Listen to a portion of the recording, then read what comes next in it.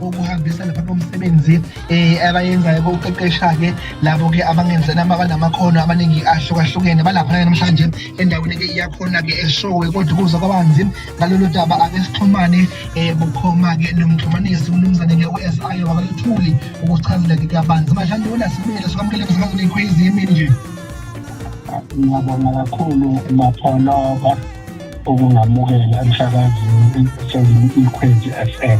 Namhlanje nihlangene ey'nhlakeni ey'hlukahlukene lapha eshowe awusithathe usibeke ungani umhlangano wenu nanokuthi umsebenzi eniwenzayo njenge-Upskills Africa Initiative ningobani nenzani?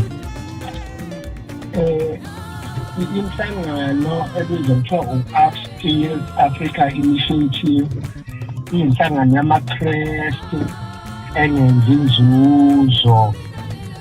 Esikwenzayo siye sibhekelele intsha engasebenzi abaphathe o-matric, abanye baphase e-university kodwa umsebenzi bengawutholi, bese-ke sibafundisa-ke njengoba sibafundisa amakhono okulungisa ama-cellphone. Ngiseshowe-ke namhlanje ungani umhlangano wenu njengoba nihambele laphayana-ke endaweni yaseshowe? Umhlangano wethu wanamhlanje sizobukisa ngomsebenzi wethu, umsebenzi wey'ngane wokulungisa ama-cellphone.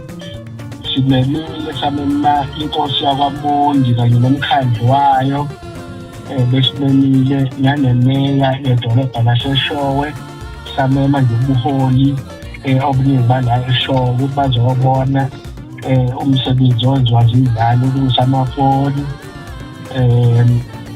Okunye abakwenzayo bekuwukuthi sibukise nangokudla kwase-Afrika.